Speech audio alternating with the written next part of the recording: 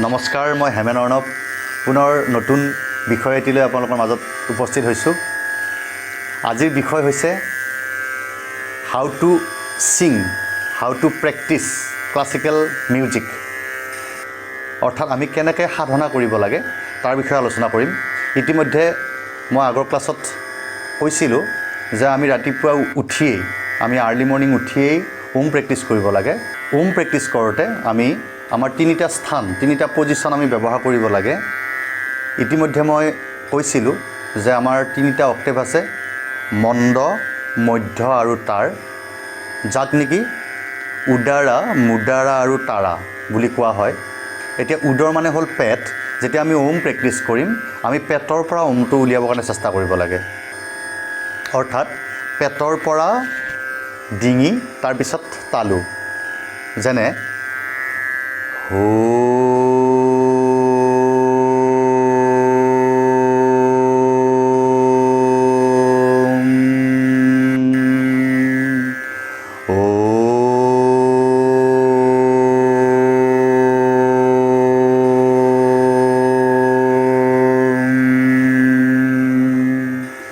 আমি অ, উ, ম এই তিনিটা শব্দ ব্যৱহাৰ কৰিব লাগে ওম গাওঁতে।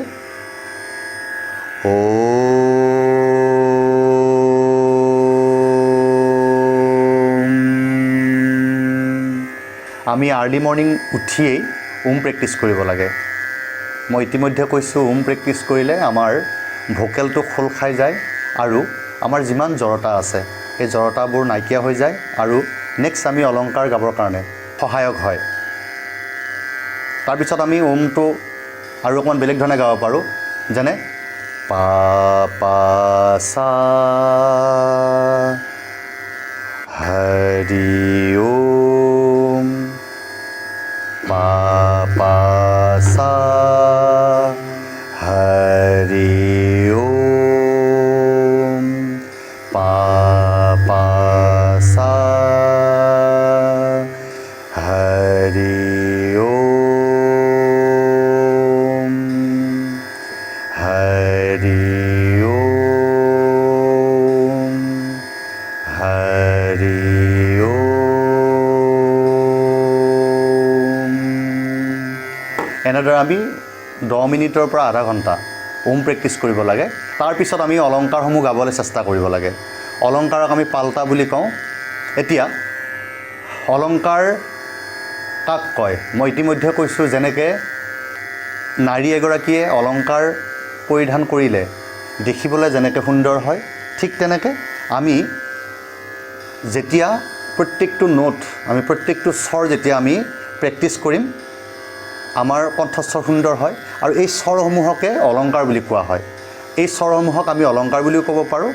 আৰু যেতিয়া আমি অলংকাৰসমূহ আৰোহণ অৱৰোহণ হিচাপে গাবলৈ চেষ্টা কৰিম তেতিয়া ইয়াক পাল্টা বুলিও কোৱা হয়।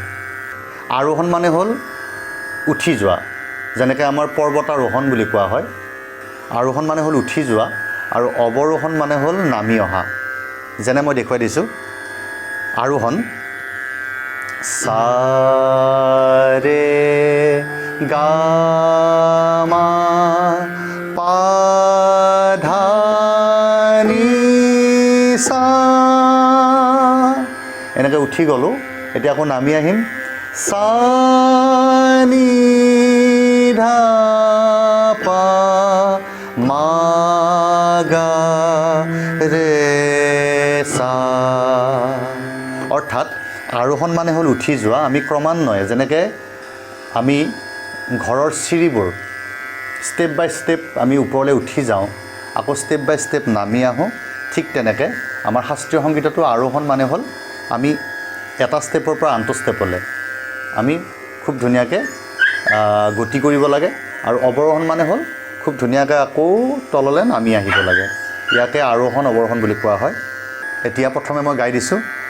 সা ৰে গা মা পা ধা নি সা, সা নি ধা পা মা গা ৰে সা।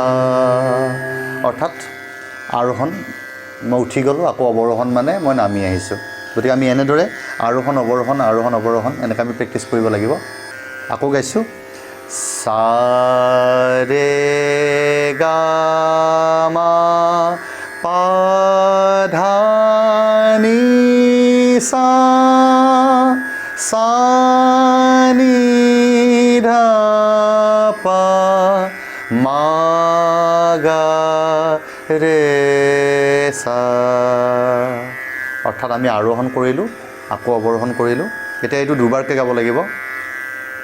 সা সা ৰে ৰে গা গা মা মা পা পা ধা ধা নি নি সা সা সা সা নি নি ধা ধা পা পা মা মা গা গা ৰে ৰে সা সা।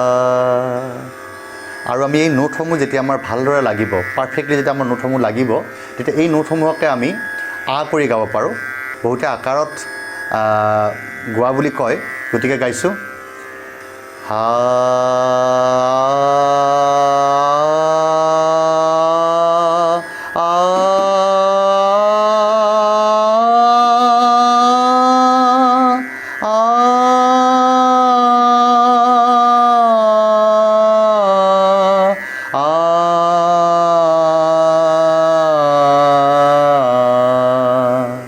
দুবাৰকে আ আ আ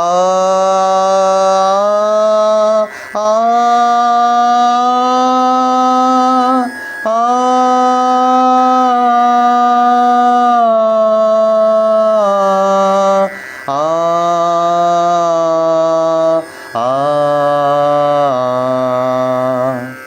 আমি এনেকৈ এবাৰ, দুবাৰ, তিনিবাৰ, চাৰিবাৰ আমি প্ৰেক্টিছ কৰিব লাগে। যিমানবাৰ আমি আৰোহণ অৱৰোহণ প্ৰেক্টিছ কৰিম, যিমানবাৰ আমি এই স্বৰসমূহ, এই নোটসমূহ আমি গাবলৈ চেষ্টা কৰিম, সিমানে আমাৰ কনফিউজ নাইকিয়া হৈ যাব। প্ৰত্যেকটো নোটৰ মাজত আমাৰ ফ্ৰিকুৱেঞ্চি আছে, আমি সেই ফ্ৰিকুৱেঞ্চিখিনি বুজি উঠিব লাগিব। যেতিয়া আমি লাহে লাহে সেই ফ্ৰিকুৱেঞ্চিখিনি বুজি উঠিম, যেতিয়া আমি গম পাম যে চাৰ পজিশ্যন ক'ত, ৰে পজিশ্যন ক'ত, গাৰ পজিশ্যন ক'ত, তেতিয়া আমাৰ আইডিয়া এটা হৈ যাব। তাৰপিছত আমি এই অলংকাৰসমূহ ষ্টেপ বাই ষ্টেপ আমি পিছলৈ আৰু গাব লাগিব। গতিকে আজিলৈ ইমানতে সামৰিছোঁ। পিছৰ ক্লাছত আৰু ডিটেইলছত যাবৰ কাৰণে চেষ্টা কৰিম। ধন্যবাদ।